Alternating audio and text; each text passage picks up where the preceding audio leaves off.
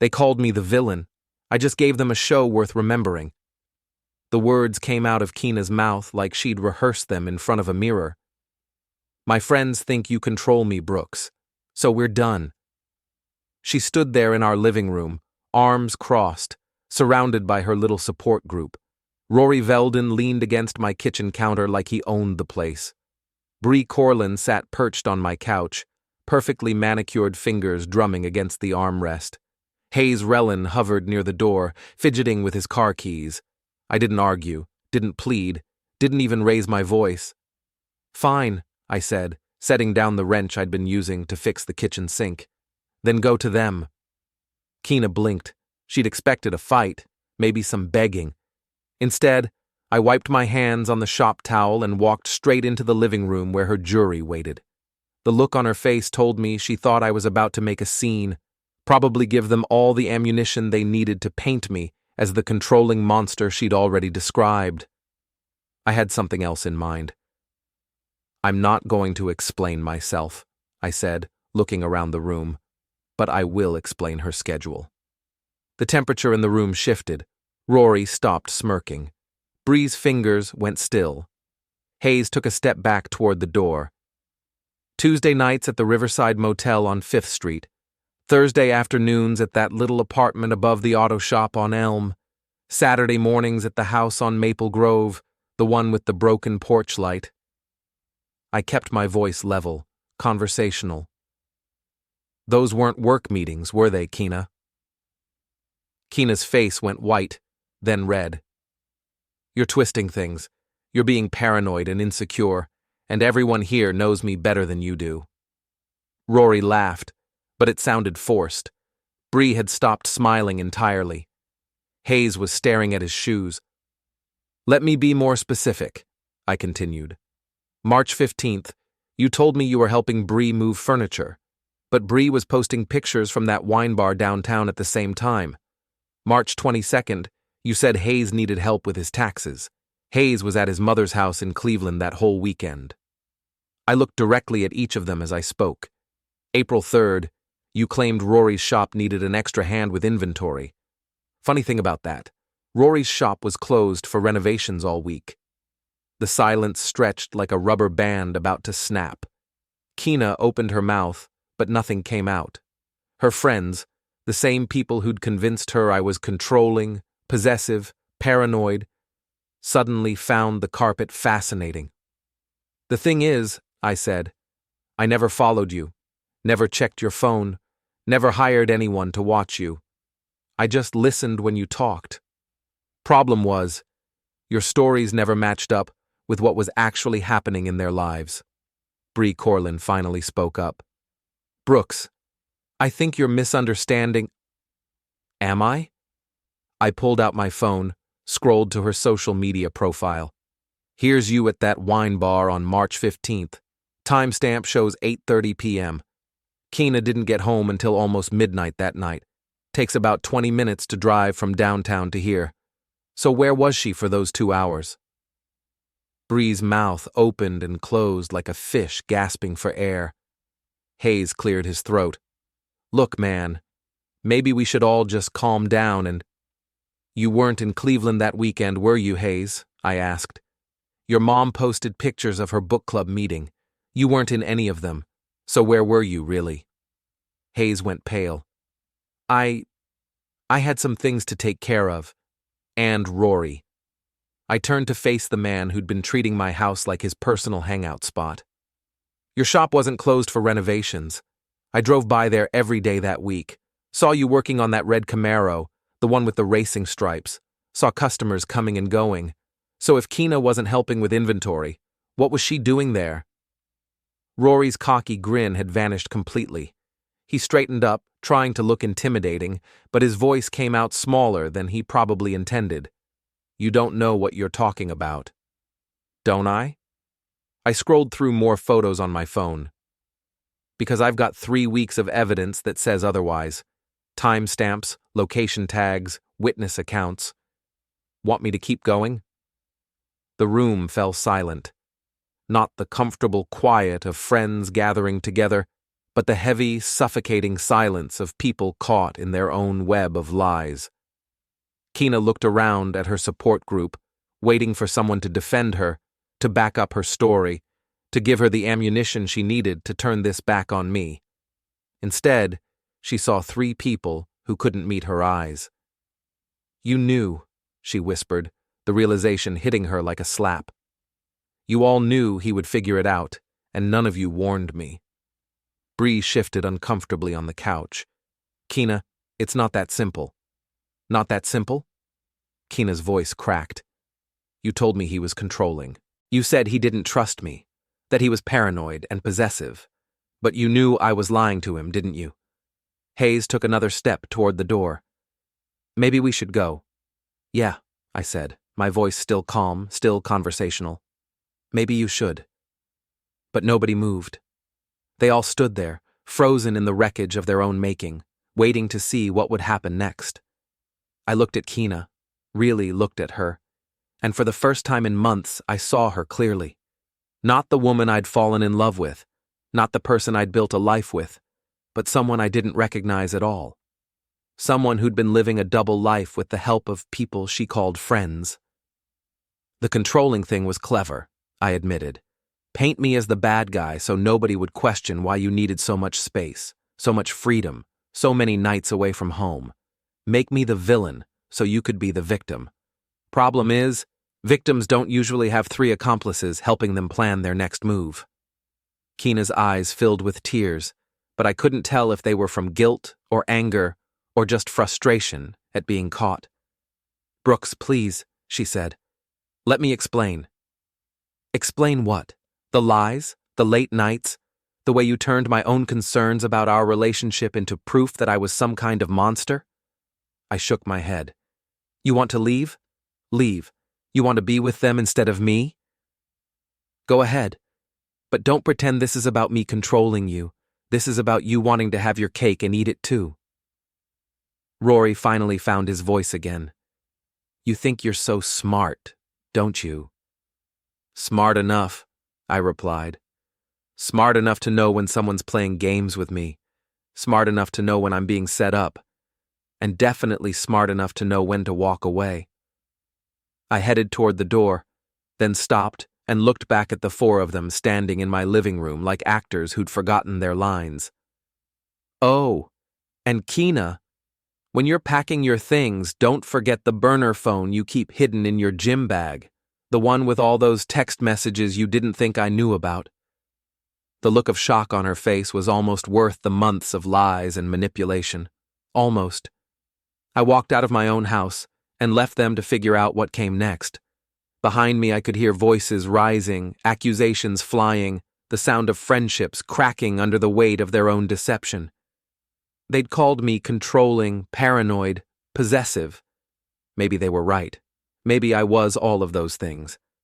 But I was also something else they hadn't counted on. I was done playing their games. The evening air felt cool against my skin as I walked to my truck. For the first time in months, I could breathe freely. No more wondering where Kina was going. No more questioning my own instincts. No more pretending that everything was fine when it clearly wasn't. I climbed into the driver's seat and started the engine. In the rearview mirror, I could see the lights still on in the house, shadows moving behind the curtains. They were probably trying to figure out how much I actually knew, how long I'd been watching, what I planned to do next. The truth was, I didn't have a plan. Not yet. But I had something better. I had the truth. And in a small town like ours, the truth had a way of spreading faster than wildfire. I pulled out of the driveway and headed toward downtown, toward the boxing gym where I'd been spending more and more time lately. The one place where things still made sense, where you knew exactly where you stood with people, where lies got knocked out of you pretty quickly. My phone buzzed with a text message, then another, then several more in rapid succession. I didn't need to look to know they were from Kina, probably trying to explain, to justify, to somehow turn this back around on me. I turned the phone off and kept driving. Tomorrow I'd figure out what came next. Tonight, I just wanted to hit something until my hands hurt and my head cleared. The gym was still open when I arrived, the familiar smell of sweat and leather greeting me like an old friend. Jimmy Kowalski, the owner, looked up from the paperwork he was doing behind the front counter. "Brooks, didn't expect to see you tonight. Thought you had plans with Keena." "Change of plans," I said, heading toward the locker room. "Mind if I use the heavy bag for a while?" "Course not. You okay, though? You look like someone just ran over your dog." I paused at the locker room door. "Something like that." Jimmy nodded, understanding without needing the details. That was one of the things I liked about the gym. Nobody pried, nobody judged. You came in, you worked out your problems on the equipment, and you left feeling better than when you arrived.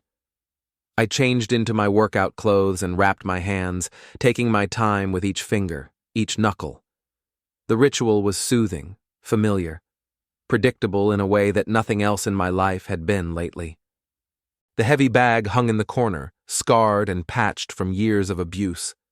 I started slow, working on form, focusing on technique rather than power. Jab, cross, hook, uppercut. The basic combinations I'd learned years ago, back when I thought I might make something of myself as a fighter.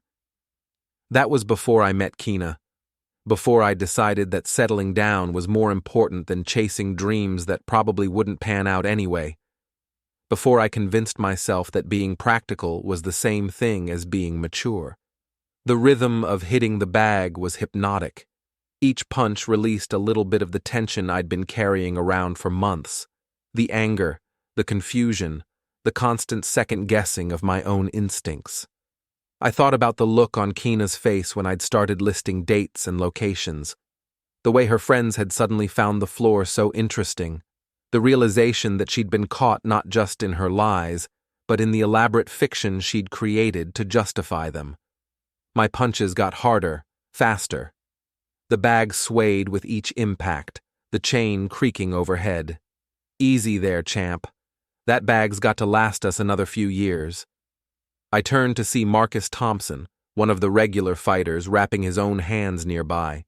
He was younger than me, maybe mid-20s, with the kind of lean muscle that came from hours of training and clean living. "Sorry," I said, stepping back from the bag. "Got a little carried away." "Woman troubles?" he asked, not unkindly. "Something like that." Marcus nodded knowingly. "They'll mess with your head if you let them. Make you question everything you know about yourself." "Yeah, well, this one's over. Just found out tonight." "Sorry to hear that, man. But maybe it's for the best. If she was making you crazy, probably better to find out now than later." I unwrapped my hands, suddenly tired. The thing is, I don't think she was trying to make me crazy. I think she was just trying to have it both ways. Keep me around for stability while she figured out what she really wanted.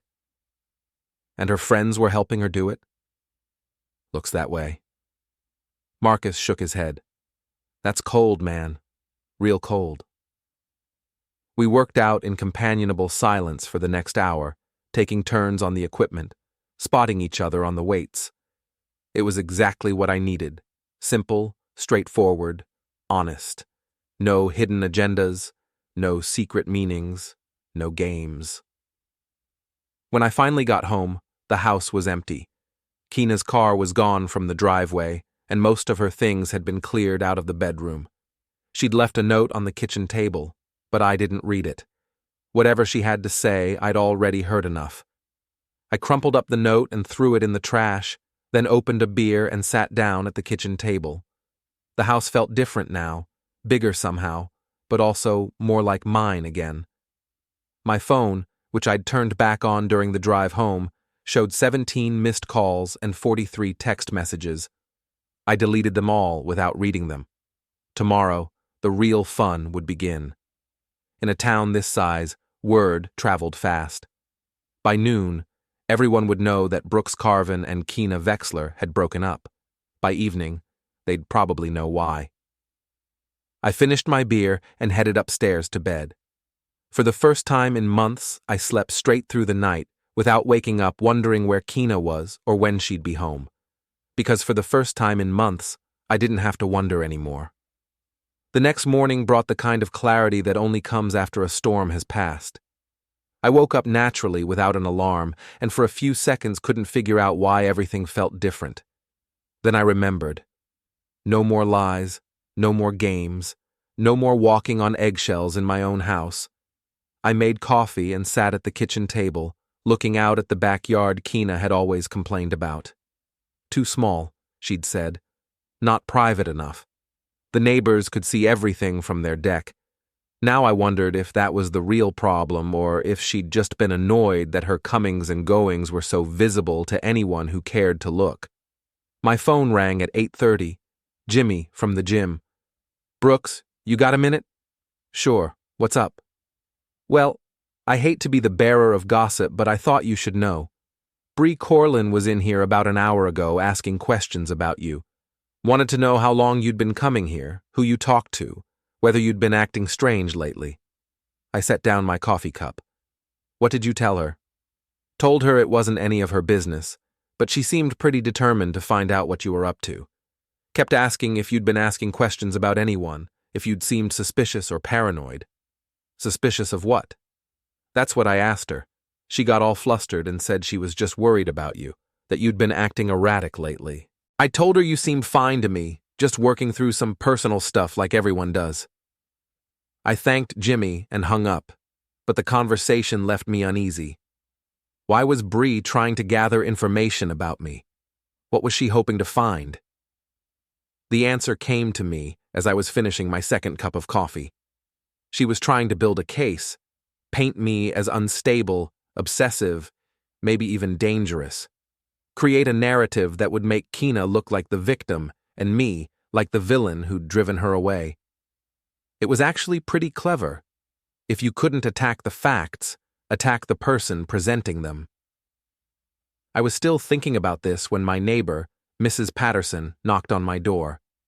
She was in her 70s, lived alone since her husband passed, and had the kind of sharp eyes that missed nothing in the neighborhood. "Brooks, dear, I hope you don't mind me asking, but is everything all right? I saw Keena loading up her car last night, and she looked terribly upset." Mrs. Patterson had always liked me, mostly because I helped her with yard work and home repairs without being asked. She'd never warmed up to Keena, though she'd been too polite to say so directly. "We broke up," I said simply. "Turned out we wanted different things." She nodded sympathetically. "I'm sorry to hear that, dear. Though I have to say I always thought you deserved better." "What do you mean?" Mrs. Patterson glanced around as if checking for eavesdroppers, then leaned in closer. "Well, I probably shouldn't say anything, but I couldn't help noticing how often she had visitors when you weren't home. Different cars in the driveway, people coming and going at odd hours. It didn't seem quite right." "You saw who was visiting?" "Oh yes, that Rory fellow with the loud truck, the Corlin girl in her fancy little sports car, sometimes that Hayes boy, though he never stayed long." She paused, looking uncomfortable. "I hope you don't think I was spying. It's just that my kitchen window looks right out on your driveway, and I spend a lot of time in there." I assured her I didn't think she was spying and thanked her for looking out for me. After she left, I sat back down at the kitchen table and thought about what she'd told me. So it wasn't just the places I'd mentioned last night.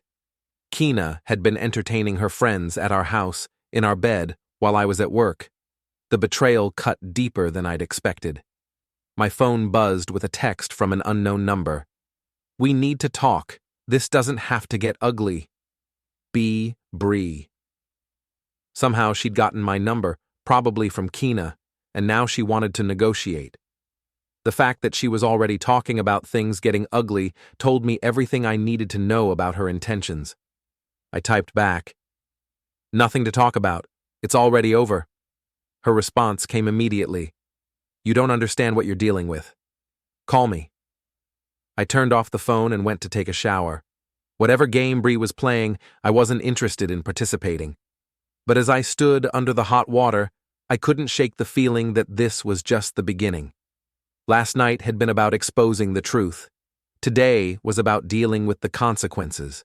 and something told me that Keena's friends weren't going to just fade quietly into the background. I was getting dressed when I heard a car pull into the driveway. Through the bedroom window, I could see Hayes Relin climbing out of his beat-up Honda, looking nervous and checking over his shoulder like he expected someone to follow him. I went downstairs and opened the door before he could knock. "Brooks, man, I'm really sorry about last night," he said, not quite meeting my eyes. "I wanted to come by and explain." "Explain what? That you helped my girlfriend lie to me for months?" Hayes winced. "It wasn't like that. I mean, it was, but it wasn't my idea. Bree, she said Keena just needed some space to figure things out, that you were being too clingy and she needed time to think. So you helped her cheat on me." "No, I never.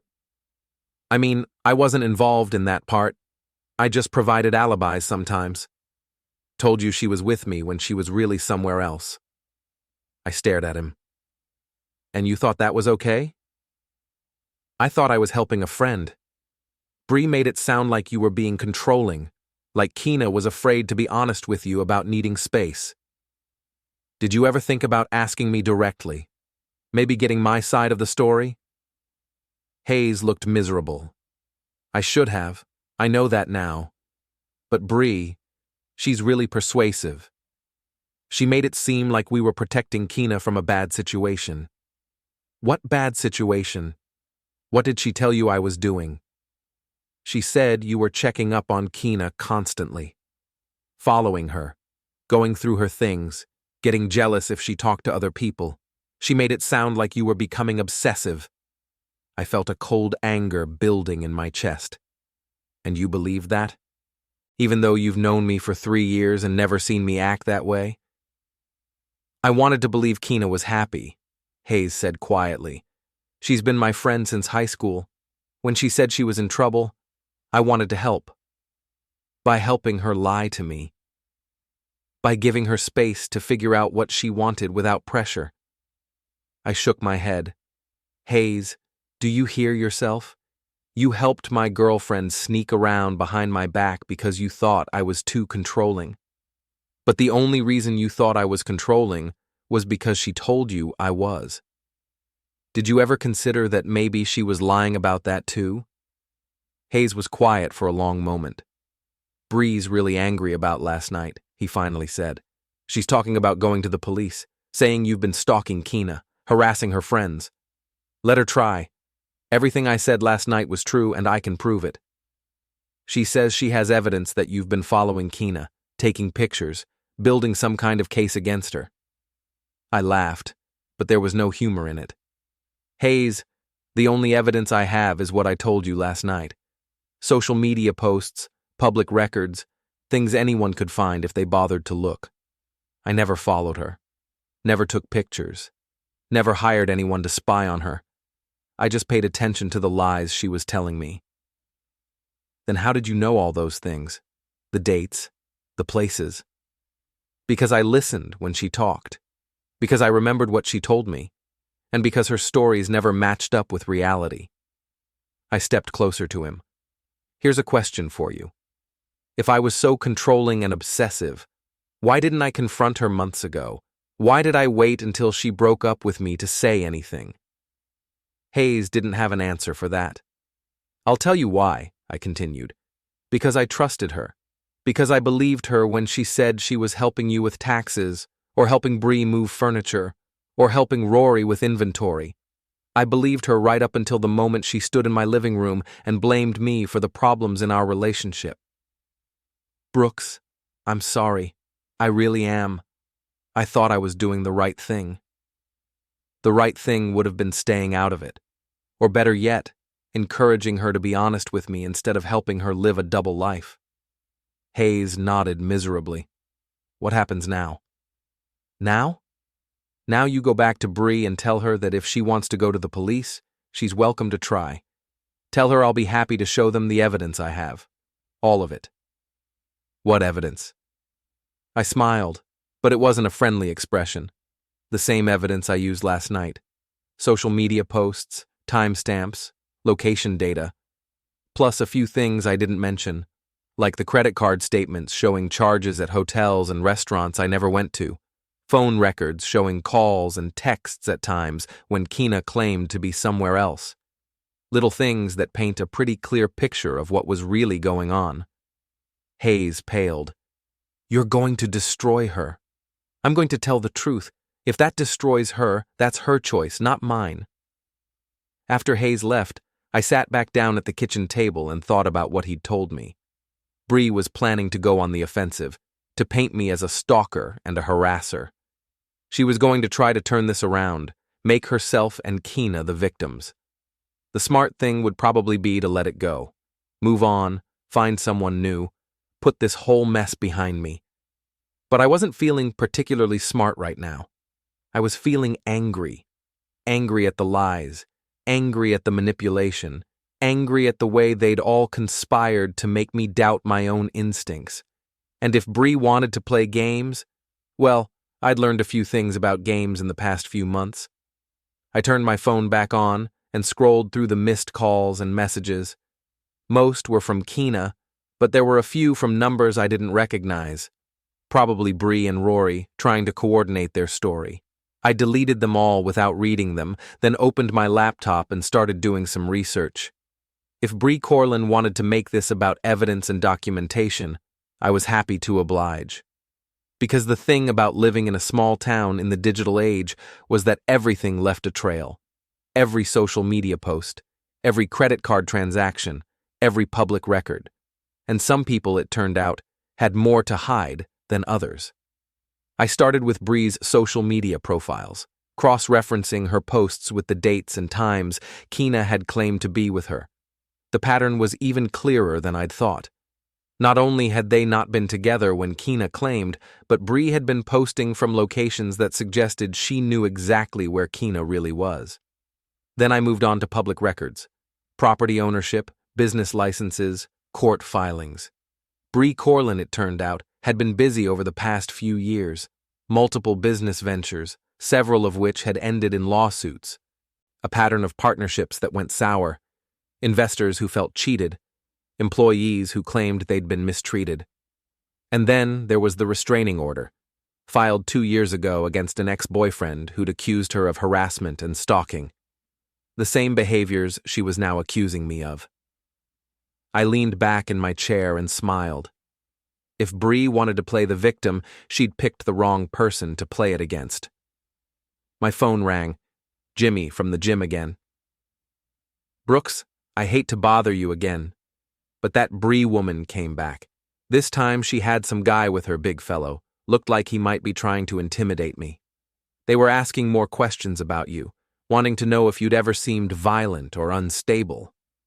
"What did you tell them?" "Told them the same thing I told her before. It wasn't any of their business. But the guy started getting aggressive, saying they were trying to protect someone from a dangerous situation. I had to ask them to leave. Thanks for letting me know, Jimmy, and thanks for not giving them anything to work with." "Course not. But Brooks, you might want to be careful. These people seem pretty determined to cause trouble for you." After I hung up, I sat staring at my laptop screen. Bree wasn't just trying to defend Kina or cover up their lies. She was actively trying to destroy my reputation, to turn me into some kind of monster in the eyes of anyone who would listen. The question was why. What did she have to gain by going after me so aggressively? The answer, when it came to me, was so obvious I almost laughed out loud. She wasn't protecting Kina. She was protecting herself.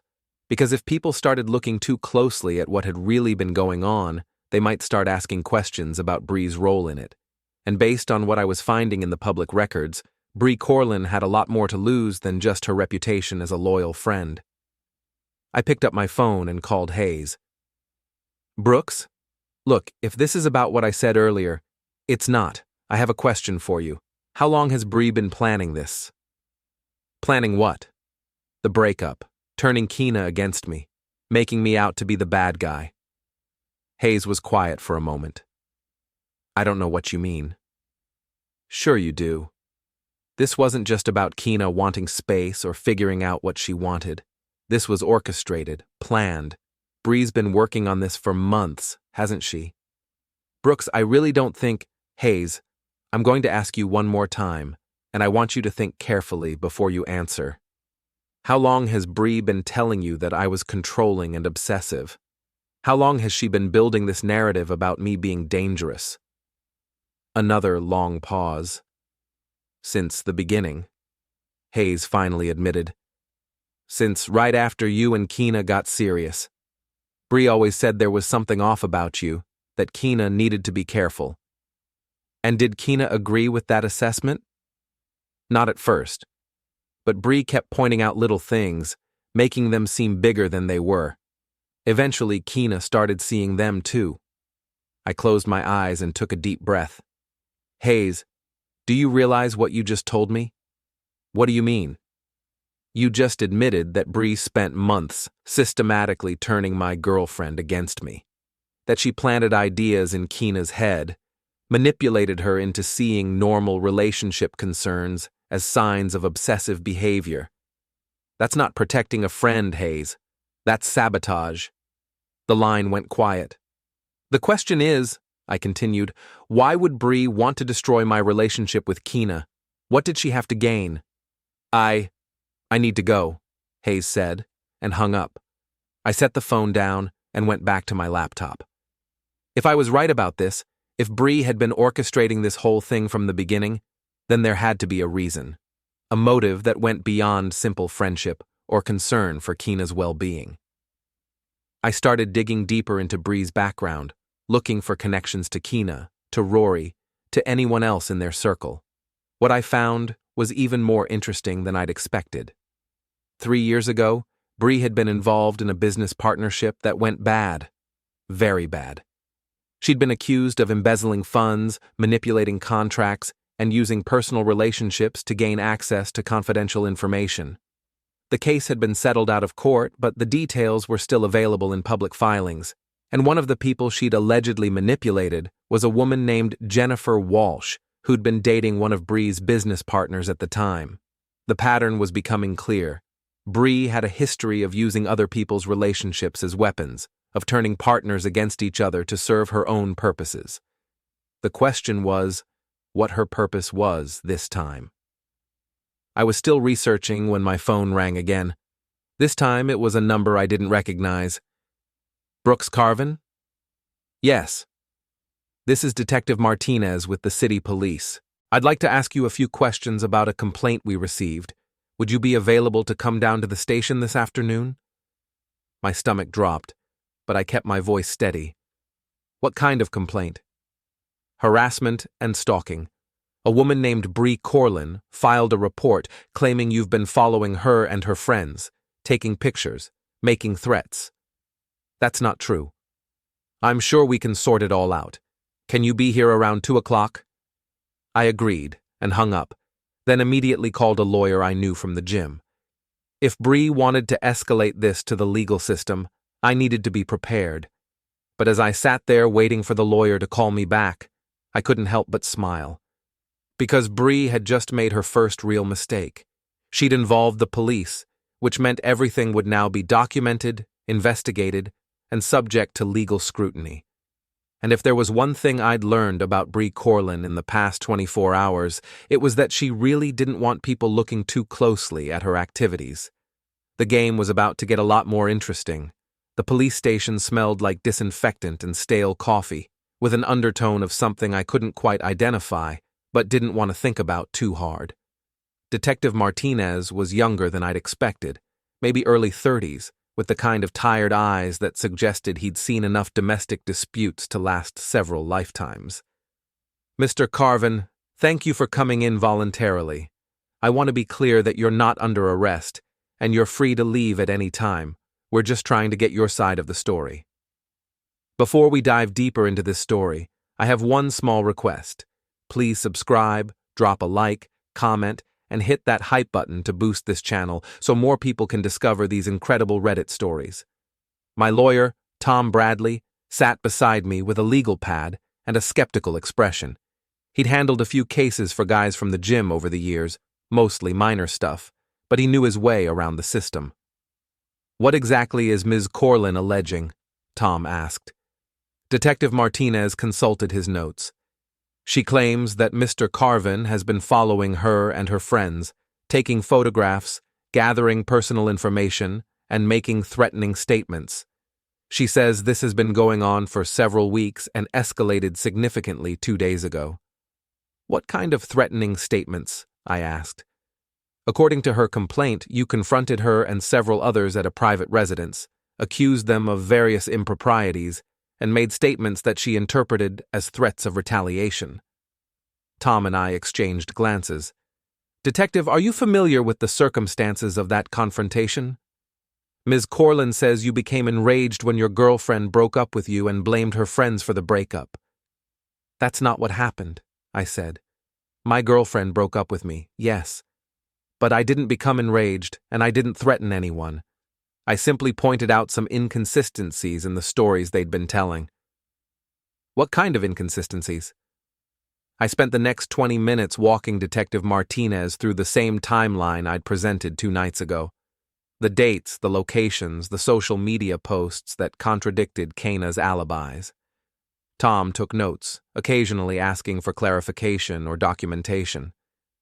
So you're saying you never followed any of these people? Martinez asked. Never.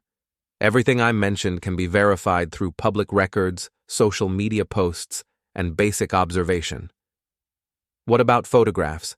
Ms. Corlin claims you've been taking pictures of her and her friends without their knowledge. I haven't taken any photographs. I can show you my phone, my camera, my computer. You won't find any surveillance photos because they don't exist. Martinez made a note. She also claims you've been gathering personal information about her, including financial records and employment history. Tom leaned forward.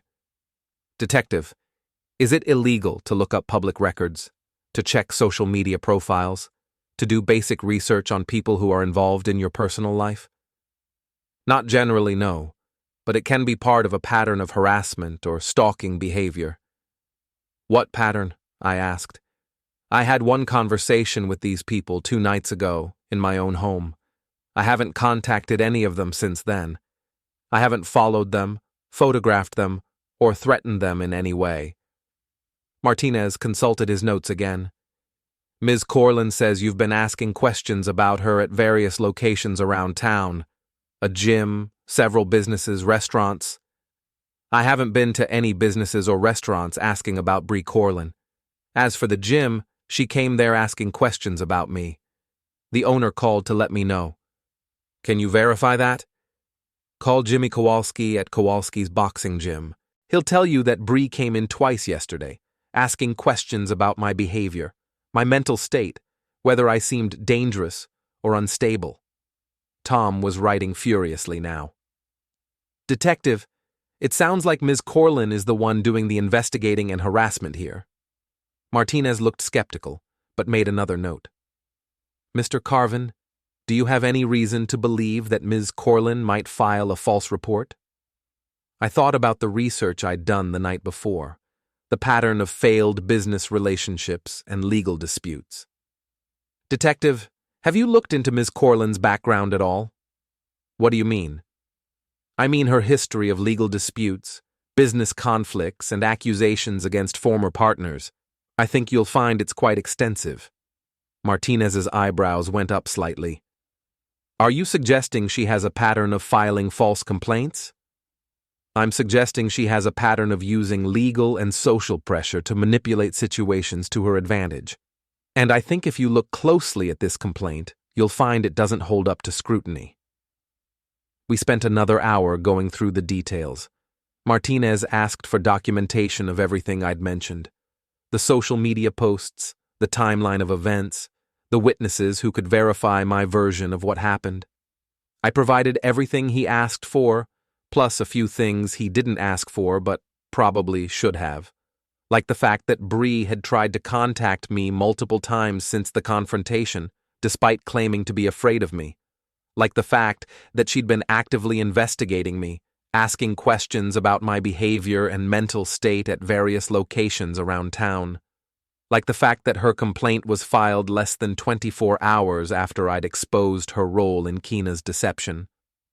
Detective, Tom said as we were wrapping up, I think it's worth noting that my client came in here voluntarily, provided full documentation of his claims, and has been completely cooperative throughout this process. That's not typically the behavior of someone who's engaged in stalking or harassment. Martinez nodded. We'll investigate the complaint thoroughly, Mr. Carvin. If Ms. Corlin's allegations can't be substantiated, we'll close the case. If we find evidence to support them, we'll be in touch. As we walked out of the station, Tom shook his head. That was either the weakest stalking complaint I've ever seen or the most calculated false report. I'm leaning toward the latter. What happens now? Now they investigate. They'll check your alibi, verify your documentation, probably interview the other people involved. If Corlin's story doesn't hold up, and based on what you've shown me, it won't, they'll close the case and possibly look into whether she filed a false report. And if her story does hold up somehow? Then we'll deal with that when it happens. But Brooks, I've been doing this for 15 years, and I can usually tell when someone's lying. You're not lying. She is. I hoped he was right. That evening, I was sitting in my kitchen going through the documentation I'd provided to the police when Hayes called. Brooks, we need to talk. I thought we already did that. Not on the phone. In person. There are things you need to know about what's been going on. Such as? Such as the fact that Bree's been planning this for a lot longer than you think. And it's not just about you and Keena. I agreed to meet him at a coffee shop downtown, neutral territory where we could talk without interruption. Hayes was already there when I arrived, looking nervous and checking the door every few seconds like he expected someone to follow him. Okay, I said, sitting down across from him. Talk. Hayes took a deep breath. Bree's been lying to all of us. Not just you, me, Keena, Rory, everyone. This whole thing, the breakup, the complaints to the police. It's all part of something bigger. Bigger how? She's been setting you up from the beginning. From the day Keena introduced you to us, Bree's been working to undermine your relationship. I thought she was just being protective, but it was more than that. Why? Hayes looked around the coffee shop again, then leaned in closer. Because she needed Keena single and vulnerable. She's been using her, Brooks. Using her to get access to information, to people, to opportunities. What kind of opportunities? Business opportunities. Kenna works at that high-end fitness studio, right? Wealthy clients, personal trainers, people with money and connections. Bree's been using Keena's access to those people to set up deals, investments, partnerships. I thought about this.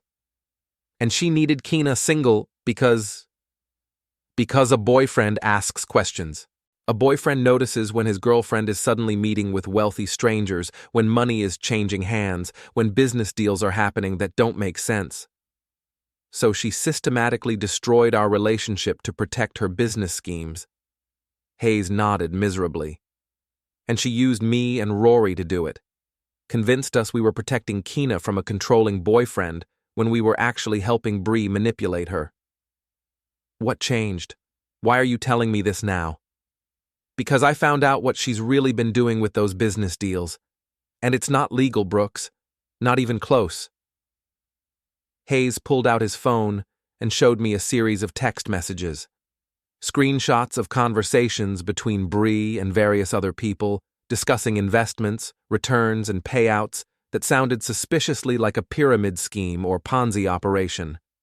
She's been using Keena's connections to recruit investors for fake business ventures, taking their money, paying early investors with funds from later investors, keeping the bulk of it for herself. And Keena knows about this? I don't think so. I think Bree's been using her without her knowledge, making her think she was just introducing friends to business opportunities when she was actually helping run a scam. I studied the text messages more carefully. The amounts being discussed were significant, tens of thousands of dollars from individual investors, hundreds of thousands in total. Hayes, if this is true, if Bree's been running investment scams using Keena's connections, then Keena could be in serious legal trouble even if she didn't know what was happening. That's why I'm telling you, because I think Bree's planning to throw Keena under the bus if this whole thing collapses, Make her the fall guy while Bree disappears with the money. What about the complaint she filed against me? That's part of it too. She needs you to look like the bad guy, the obsessive ex-boyfriend who's harassing innocent people. If you start investigating her business dealings, she can claim it's just stalking and harassment. I leaned back in my chair, processing what Hayes had told me. If he was right, then this whole situation was much bigger and more dangerous than I'd realized. Keena wasn't just cheating on me. She was being used as a front for financial crimes. Hayes, I need you to do something for me. What? I need you to document everything you just told me. Screenshots, dates, names, amounts. Everything you can remember about Bree's business activities and how she involved Keena. Why? Because if Bree's really running investment scams, then there are probably victims out there who've lost money, and they deserve to know what happened to their investments. Hayes looked scared. Brooks, if I do this, if I help expose Bree, she'll come after me too. She'll claim I was part of it, that I helped her set up the scams. Were you part of it? No. I just provided alibis for Keena sometimes. I had no idea what was really going on. Then you have nothing to worry about. The truth will protect you. Will it? Because right now Bree's got the police thinking you're some kind of dangerous stalker. If she can do that to you, what can she do to me? I understood his fear, but I also knew that the longer we waited, the more time Bree would have to cover her tracks and set up more people to take the fall. Hayes, how many investors do you think she's scammed? I don't know. Dozens, maybe more. She's been doing this for at least a year, probably longer. And how much money are we talking about? Hundreds of thousands. Maybe more than 1 million. I whistled low. Hayes, this isn't just fraud. This is major financial crime, the kind that gets federal attention. I know. That's why I'm scared. That's also why we have to do something about it. Because if Bree's willing to destroy my reputation and potentially frame Keena for crimes she didn't commit, what do you think she'll do to protect herself when this all comes crashing down? Hayes stared into his coffee cup for a long moment. What do you want me to do? Help me document everything. Help me build a case that shows what Bree's really been doing. Help me protect Keena and expose the truth. And what do I get out of it? You get to sleep at night knowing you did the right thing. And you get to avoid being charged as an accessory when this whole thing collapses. Hayes was quiet for another minute, then nodded slowly. Okay, I'll help you. But we have to be careful. Bree's smart, and she's ruthless. If she realizes what we're doing, then we'd better make sure she doesn't realize until it's too late. We spent the next hour going through everything Hayes knew about Bree's activities. Names of investors, amounts of money, dates of transactions, locations where meetings had taken place. It was a complex web of deception and manipulation, with Keena at the center as an unwitting accomplice. By the time we finished, I had enough information to start building a real case. Not just against Bree's harassment complaint, but against her entire operation. Hayes, I want you to go home and write down everything we talked about tonight, every detail you can remember. Then I want you to stay away from Bree and the others until this is resolved. What are you going to do? I'm going to talk to some people, starting with Detective Martinez. You think he'll believe you? I think when he sees the evidence, he won't have a choice. As I drove home that night, I thought about how much had changed in just 3 days. I'd gone from being the victim of a cheating girlfriend to being the target of a harassment complaint to being the potential key witness in a major fraud investigation. But for the first time since this whole mess started, I felt like I was finally seeing the complete picture. And while it was more complicated and dangerous than I'd imagined, it was also something I could fight. Bree Corlin had made a career out of manipulating people, using their relationships and emotions as weapons against them. She'd turned Keena against me, used Hayes and Rory as unwitting accomplices, and tried to destroy my reputation to protect her criminal activities. But she'd made one crucial mistake. She'd underestimated how much I was willing to fight back, and now that I knew what I was really fighting against, the gloves were coming off. The next morning brought a call from Detective Martinez that changed everything. Mr. Carvin, I've completed the initial investigation into Ms. Corlin's complaint. I need to ask you a few more questions, but I also want to hear more about those business activities you mentioned yesterday. We met at the station again, but this time the atmosphere was different. Martinez had the look of a cop who'd stumbled onto something bigger than he'd expected. Let me start with the harassment complaint, he said. I've interviewed the witnesses Ms. Corlin provided, checked the locations she claimed you'd been following her, and reviewed the documentation you gave me yesterday. And her story doesn't hold up. The gym owner confirms that she was the one asking questions about you, not the other way around. The timestamps on the social media posts you showed me verify your version of events, and none of the witnesses can provide any evidence that you actually followed, photographed, or threatened anyone. I felt a weight lift off my shoulders. So you're dropping the complaint? I'm closing the harassment case, yes, but I'm opening a new investigation based on some of the information that came to light during my interviews. Martinez pulled out a thick folder. Tell me more about these business dealings you mentioned, because several of the people I interviewed let slip some very interesting details about Ms. Corlin's activities. I spent the next 2 hours walking Martinez through everything Hayes had told me, plus the additional research I'd done the night before. The pattern of investment schemes, the use of Keena's fitness studio connections, the amounts of money involved. Do you have documentation of any of this? I handed him a flash drive. Screenshots of text messages, social media posts showing meetings between Bree and potential investors, public records of business filings that don't match her claimed activities. It's all there. Martinez plugged the drive into his computer and started scrolling through the files. His expression grew more serious with each document. Mr. Carvin, some of these investment amounts are substantial. If Ms. Corlin has been running the kind of scheme you're describing, we're looking at potential federal charges. That's what I figured. I'm going to need to bring in some additional resources for this. Financial crimes investigators, possibly federal agents.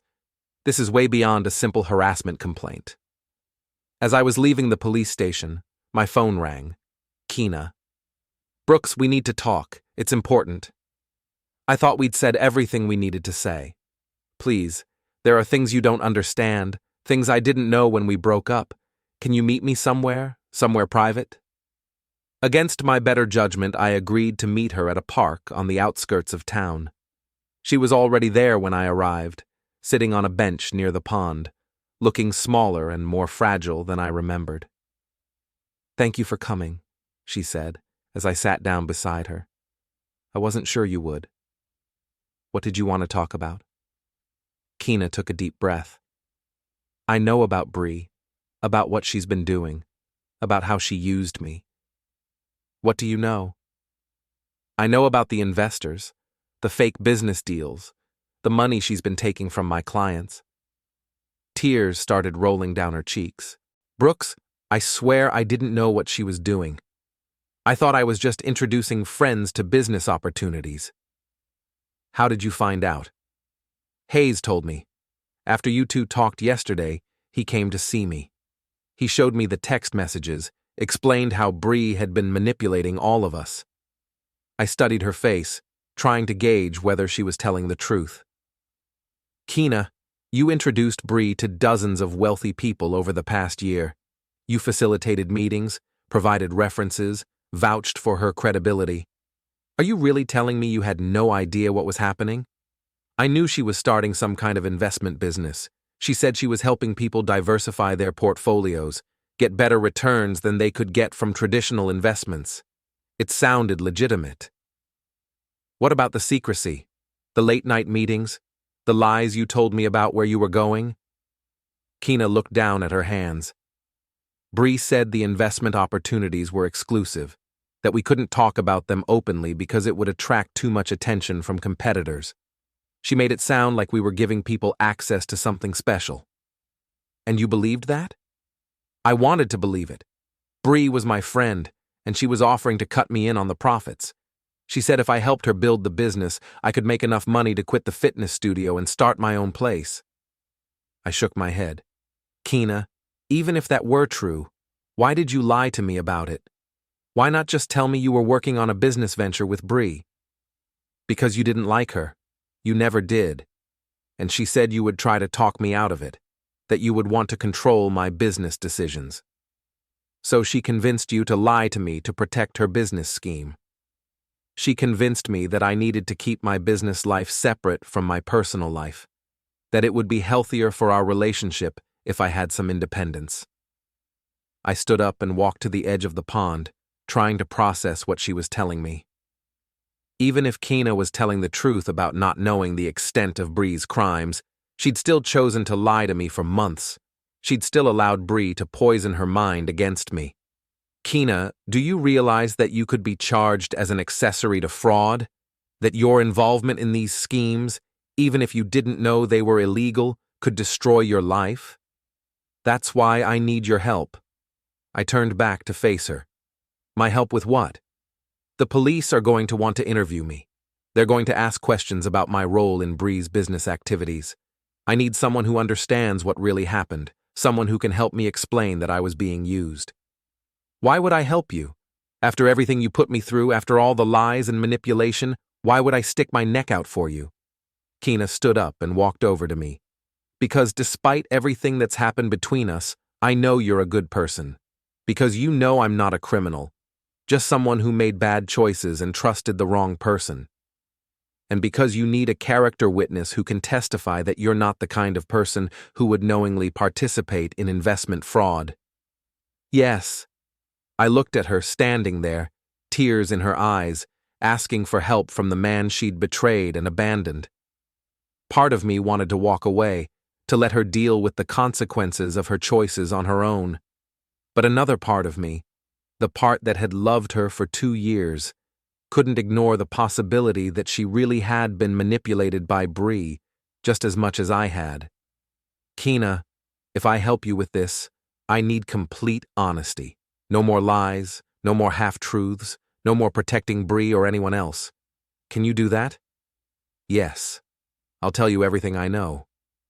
And you'll cooperate fully with the police investigation, even if it means testifying against Bree? If that's what it takes to make this right, yes. We spent the next hour going through everything Kina knew about Bree's activities. The names of investors, the amounts of money involved, the promises that had been made, and the returns that had been delivered. It was even worse than Hayes had described.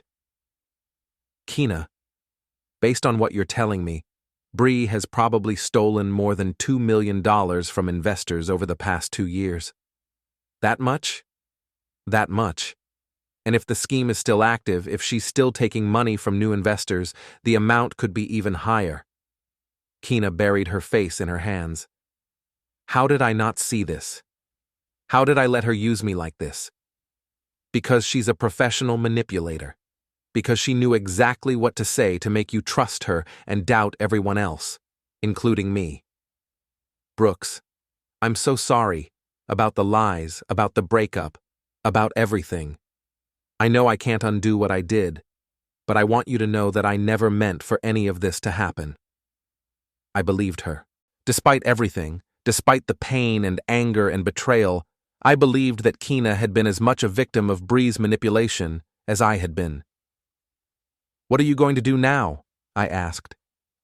I'm going to call Detective Martinez and tell him everything I know, and then I'm going to figure out how to rebuild my life after this is over. What about Rory? Does he know about any of this? Kina shook her head. Rory was never involved in the business side of things. He was just someone Bree introduced me to when she was trying to drive a wedge between us. So the affair was part of the manipulation too? I think so. Bree kept saying you were too controlling, that I needed to experience other relationships to know what I really wanted. She introduced me to Rory, encouraged me to spend time with him, made it seem like exploring other options was normal and healthy. I felt a fresh wave of anger at how thoroughly Bree had orchestrated the destruction of my relationship. Every lie, every betrayal, every moment of doubt and pain had been part of her larger scheme to isolate and control Keena. Keena, there's something else you need to know. Bree filed a harassment complaint against me with the police. She tried to make me look like a dangerous stalker. Keena's eyes widened. What? When? 2 days ago. Right after I exposed her lies at our house. She's been trying to destroy my reputation, to discredit anything I might say about her activities. That's horrible. I had no idea. The complaint's been dismissed, but it shows how far she's willing to go to protect herself. Keena, if you're going to testify against her, you need to be prepared for her to come after you the same way. What do you mean? I mean, she's going to try to make you look like a willing participant in her schemes. She's going to claim you knew exactly what was happening and participated willingly. She's going to try to destroy your credibility and your reputation. Keena paled. Can she do that? She can try. But if you're honest with the police, if you cooperate fully and provide all the documentation they need, the truth will protect you. We parted ways with an agreement that Keena would call Detective Martinez immediately and arranged to give a full statement. I also gave her Tom Bradley's contact information in case she needed legal representation. As I drove home, I thought about how much the situation had changed in just a few days. What had started as a simple breakup had evolved into a major criminal investigation. Bree's web of lies and manipulation was finally being exposed, but the process was going to be painful for everyone involved. That evening, Detective Martinez called with an update. Mr. Carvin, I wanted to let you know that we've been in contact with federal investigators about the Corlin case. Based on the evidence you provided and some additional information we've uncovered, they're opening a formal investigation into her investment activities. What does that mean? It means this is now a federal case. The FBI will be taking the lead, with our department providing support. They'll want to interview you again, probably within the next few days. What about Keena? She called you today, right? She did. She's scheduled to give a statement tomorrow morning. From what she told me over the phone, her information is going to be crucial to building the case against Corlin. After Martinez hung up, I sat in my kitchen and tried to process everything that had happened. A week ago, my biggest concern was whether my girlfriend was cheating on me. Now I was a key witness in a federal fraud investigation. But for the first time since this whole mess started, I felt like justice might actually be served. Bree Corlin had spent years manipulating people, destroying relationships, and stealing money from innocent victims. Now it was time for her to face the consequences. My phone buzzed with a text from an unknown number. You have no idea what you've started. This isn't over. I stared at the message for a moment, then forwarded it to Detective Martinez with a note. I think Bree's getting desperate. His response came back immediately. We'll trace the number, and Mr. Carvin, watch your back. Desperate people do desperate things. I looked around my empty house and realized that despite everything I'd been through, despite all the lies and betrayal and manipulation, I wasn't afraid. Bree Corlin had underestimated me from the beginning. She'd thought she could destroy my relationship, ruin my reputation, and intimidate me into silence. She was about to learn just how wrong she'd been. The final confrontation was coming, and this time I was ready for it. The FBI interview took place in a sterile conference room that smelled like industrial carpet and stale coffee. Special Agent Sarah Chen was younger than I'd expected, with sharp eyes that seemed to catalog every detail as I spoke. Her partner, Agent Rodriguez, took notes while I walked them through the entire timeline of events. Mr. Carvin, based on the evidence you've provided and the statements we've collected from other witnesses, we believe Ms. Corlin has been operating what's essentially a Ponzi scheme for at least 2 years, Agent Chen said. The total amount stolen appears to exceed $3 million. I whistled low. That's more than we estimated. White-collar criminals often operate on a larger scale than their immediate victims realize. Ms. Corlin was sophisticated in her approach. She used multiple business names, created fake documentation, and leveraged social connections to build credibility. What happens now? Now we build a case for federal prosecution. Wire fraud, securities fraud, money laundering. She's looking at serious federal charges that could result in decades in prison. Agent Rodriguez looked up from his notes. We'll need you to testify, both in front of a grand jury and potentially at trial. Are you prepared for that? Yes. But what about the people she threatened? Keena, Hayes, the other victims? We'll provide protection for witnesses who need it, and we'll work with local law enforcement to ensure everyone's safety during the investigation and trial. As I was leaving the federal building, my phone rang. Tom Bradley. Brooks, we need to talk. Something's happened. What kind of something? The kind that suggests Bree Corlin is more dangerous than we thought. Can you meet me at my office? Tom's office was in an old brick building downtown, the kind of place that had probably been elegant once, but now just looked tired. He was waiting for me with a grim expression and a stack of legal documents. I got a call from Keena Vexler's lawyer this morning, he said. She's been arrested. My stomach dropped. Arrested for what? Fraud, conspiracy, money laundering. Apparently, someone provided the FBI with evidence that she was a willing participant in Bree's investment schemes. That's impossible. Keena was cooperating with the investigation. She was going to testify against Bree. Someone provided bank records showing payments from Bree's business accounts to Keena's personal account. Substantial payments, going back more than a year. I sat down heavily in the chair across from Tom's desk. How substantial? Nearly $200,000. That doesn't make sense. If Keena was getting paid that much money, why would she need to work at the fitness studio? Why would she be living in my house instead of getting her own place? Those are good questions.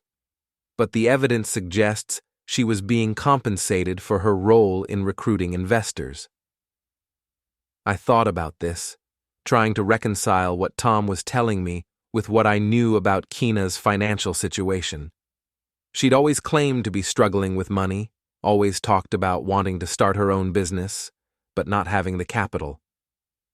Tom, what if the payments weren't compensation? What if they were part of the scam?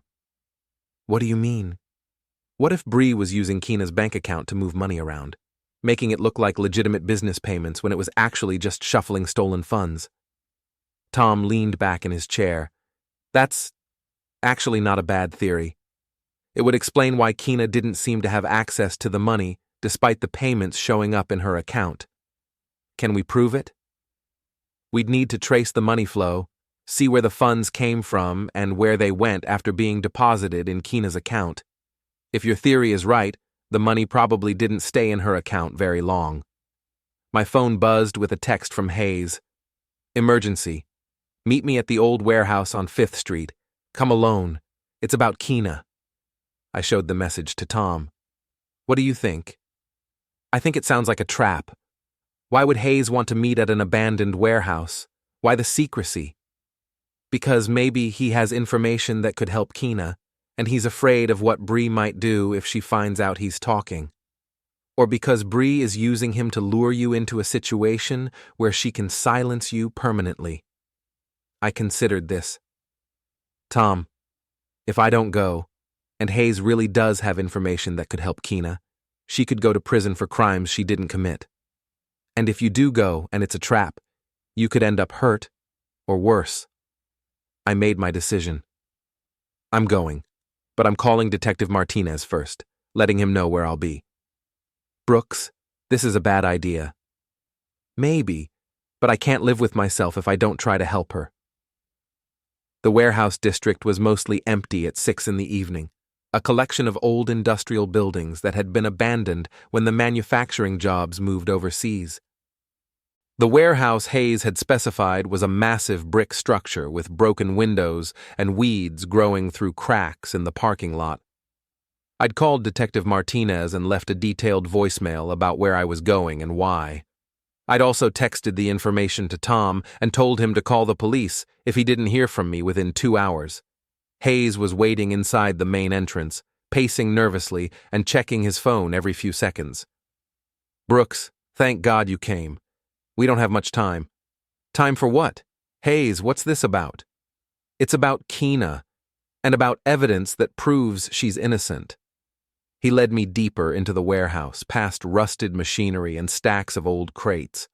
The late afternoon sun filtered through the broken windows, creating long shadows that seemed to move with every step. "Hayes, why are we meeting here? Why not somewhere public?" "Because Bree has people watching all the usual places. She knows the FBI is building a case against her, and she's trying to eliminate anyone who might testify." We reached a small office area at the back of the warehouse. Hayes pulled out a laptop and a stack of documents. "I've been going through Bree's financial records, the ones she thought she'd hidden. Look at this." He showed me bank statements, transaction records, and what appeared to be a detailed accounting of money flows between various accounts. It was complex, but the pattern was clear. Money was being moved in and out of accounts rapidly, creating the appearance of legitimate business activity, while actually just shuffling stolen funds. "Hayes, how did you get access to these records?" "Bree trusted me with some of her passwords. She thought I was too stupid to understand what I was looking at. I studied the documents more carefully. This shows that the payments to Keena's account were immediately transferred out to other accounts controlled by Bree." "Exactly. Keena never had access to that money. Bree was using her account as a pass-through to make the transactions look legitimate. We need to get this to the FBI immediately." "That's what I was thinking. But Brooks, there's something else. Something that's going to be harder to prove." "What?" Hayes looked around nervously, as if he expected someone to be listening. "I think Bree's been planning to disappear. She's got accounts in offshore banks, fake identification documents, plane tickets to countries that don't have extradition treaties with the United States." "When?" "Soon. Maybe tonight. She knows the FBI is closing in, and she's not going to stick around to face trial." I pulled out my phone to call Detective Martinez, but there was no signal. The warehouse's metal structure was blocking the cellular reception. "Hayes, we need to get out of here and call the police. If Bree's planning to run tonight—" The sound of footsteps echoed through the warehouse. Multiple sets of footsteps, moving with purpose toward our location. Hayes went pale. She followed me. I thought I was careful, but she must have been watching. "Is there another way out of here?" "There's a loading dock on the other side of the building, but we'd have to get past them first." The footsteps were getting closer. I could hear voices now, Bree's voice among them, giving instructions to what sounded like at least 2 other people. "Hayes, give me those documents." "What?" "Give me the financial records. If something happens to us, at least the evidence will survive." Hayes handed me the laptop and the stack of papers. I stuffed them into my jacket and looked around the office for anything that might help us. "Brooks Carvin," Bree's voice called out from somewhere in the warehouse. "I know you're here. Let's talk." I motioned for Hayes to stay quiet and looked for a way out of the office that wouldn't take us directly toward Bree's voice. "You've caused me a lot of trouble, Brooks. But it's not too late to work this out. Come out where I can see you, and let's discuss this like reasonable adults." There was a window in the back of the office that looked out on an alley behind the warehouse. It was small and high up, but it might be our only option. "Hayes, can you reach that window?" He looked up at it and nodded. "I think so. But what about you?" "I'll boost you up, then you help pull me through. But first, I need you to take this." I handed him my phone, which I'd set to record video before we entered the warehouse. "If something happens to me, make sure the FBI gets this recording and those documents." "Brooks, I can't leave you here." "You're not leaving me. You're making sure the evidence survives to convict Bree and clear Keena." The footsteps were very close now. I could see shadows moving in the main warehouse area, just outside the office. I boosted Hayes up to the window, and he managed to squeeze through after some struggling. Then he reached back down to help pull me up. "There they are." Bree's voice was right behind us now. I felt hands grabbing at my legs as Hayes pulled me through the window. We tumbled into the alley together, bruised but free. "Run," I said. "Get to your car and call the police." "What about you?" "I'll be right behind you." But as Hayes ran toward the street, I heard Bree's voice from inside the warehouse. "Let them go. We have what we came for." What they came for? What could they possibly have wanted from an empty warehouse? Then I realized they hadn't followed Hayes to the warehouse. They'd been waiting for us there. This whole meeting had been a setup from the beginning. But a setup for what? I made it to my truck and started the engine, my hands shaking with adrenaline. As I pulled out of the warehouse district, I called Detective Martinez. "Brooks, where the hell are you? I got your message about the warehouse, and we've got units heading there now." "I'm okay, but it was a trap. Bree was waiting for us. She's got at least 2 other people with her, and Hayes says she's planning to flee the country tonight." "We'll pick her up. Where are you now?" "Heading home. But detective, there's something else." Hayes had evidence that proves Keena is innocent. Financial records showing that Bree was using her bank account to launder money. "Where are those records now?" I felt my jacket pocket. The documents were still there, but the laptop was gone. In the confusion of escaping through the window, I must have dropped it. "I've got the paper documents, but the laptop with the electronic files is back at the warehouse." "We'll secure the scene and see what we can recover. Brooks, I need you to come in and give a statement about what happened tonight." "On my way." As I drove toward the police station, I thought about Bree's words. We have what we came for. If she hadn't been trying to stop us from escaping with the evidence, what had she been after? The answer hit me just as I was pulling into the police station parking lot. She hadn't been trying to stop us from taking evidence. She'd been trying to plant evidence. The whole meeting at the warehouse had been designed to make it look like Hayes and I were conspiring together, possibly to frame Bree or cover up our own involvement in her schemes. She'd probably planted recording devices or fake documents that would support whatever story she was planning to tell the FBI. I called Tom Bradley as I walked into the police station. "Tom, I think I've been set up. Bree didn't try to stop me from taking evidence tonight. She wanted me to take it. I think the documents Hayes showed me were fake, designed to implicate me or make it look like I was working with him to frame her." "Brooks, slow down. What happened?" I explained the events at the warehouse, the escape through the window, and Bree's cryptic comment about having what she came for. "If you're right," Tom said, "then she's trying to muddy the waters, make it look like everyone involved is lying or has ulterior motives. It's a classic defense strategy for white-collar criminals." "So what do I do?" "You tell the truth, all of it. Let the investigators sort out what's real and what's fabricated. And Brooks, don't trust anyone else until this is over. If Bree was able to manipulate Hayes into setting up this meeting, she might have other people working for her that we don't know about." I spent the next 3 hours at the police station, giving a detailed statement about everything that had happened. Detective Martinez and the FBI agents listened carefully, asking questions about timing, conversations, and physical evidence. "Mr. Carvin," Agent Chen said when we were finished, "based on what you've told us and what we found at the warehouse, we believe Ms. Corlin is attempting to create reasonable doubt about the charges against her by implicating other people in her schemes. What did you find at the warehouse?" "Recording equipment, fake documents, and evidence that suggests the meeting was staged. We also found the laptop you mentioned, but the hard drive had been wiped clean." "So the financial records Hayes showed me were fake?" "We're still analyzing them, but they appear to be sophisticated forgeries designed to support a narrative that you and Mr. Relin were working together to frame Ms. Corlin." I shook my head. "She's been planning this for weeks, hasn't she? The harassment complaint, the setup at the warehouse, probably other things we haven't discovered yet." "Probably. But Mr. Carvin, her attempts to create confusion and reasonable doubt may have actually worked against her.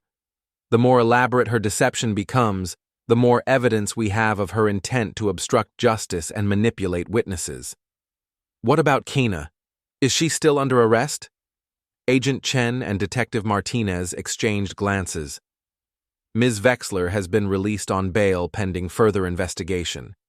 The evidence you've provided, combined with additional financial analysis, suggests that she may have been an unwitting victim rather than a willing participant. I felt a wave of relief. So, she's going to be okay? If she continues to cooperate with the investigation, and if the evidence supports her claims of innocence, the charges against her will likely be dropped. And Bree? We have warrants out for her arrest on multiple federal charges. She won't get far. As I left the police station, I felt exhausted but hopeful. The truth was finally coming out, and justice was finally being served.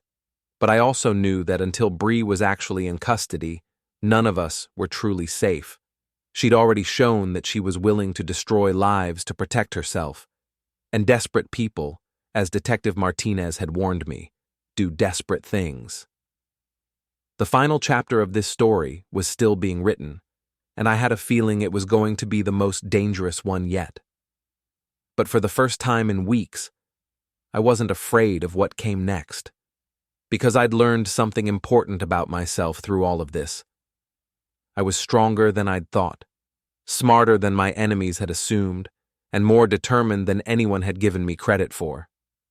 Bree Corlin had picked the wrong person to mess with, and now she was about to pay the price for that mistake. The game was almost over, and I was going to win. Epilogue. 3 months later, I sat in a federal courtroom watching Bree Corlin receive a sentence of 25 years in prison for wire fraud, securities fraud, money laundering, and obstruction of justice. The judge called her crimes a sophisticated and callous scheme that destroyed the financial security of dozens of innocent victims. Keena was in the courtroom too, sitting with the other victims who had chosen to attend the sentencing. All charges against her had been dropped when the FBI's financial analysis confirmed that she had been manipulated and used rather than being a willing participant in Bree's crimes. Hayes had received immunity in exchange for his testimony. Rory, it turned out, had known nothing about the financial schemes and had simply been another tool in Bree's manipulation of Keena. As we walked out of the courthouse together, Keena turned to me. "Brooks, I know I can never undo what happened between us, but I want you to know how grateful I am for everything you did. If you hadn't fought back, if you hadn't exposed the truth, I would probably be in prison right now." "You don't need to thank me," I said. "I just did what was right. Still, I owe you everything. And I want you to know that I understand now how much Bree manipulated both of us. I'm sorry it took me so long to see it." We parted ways outside the courthouse, both of us finally free to move on with our lives. As I drove home, I thought about everything that had happened since that night when Keena had broken up with me in our living room. The lies, the betrayal, the investigation, the trial. It had been the most difficult period of my life, but it had also taught me something valuable about the importance of fighting for the truth, even when everyone around you is telling you to let it go. Sometimes the only way to win is to refuse to lose. And sometimes the best revenge is simply making sure that justice is served. I pulled into my driveway and looked at the house that was finally completely mine again. Tomorrow, I would start the next chapter of my life. But tonight, I was content to simply sit in the quiet satisfaction of knowing that I had fought the good fight and won.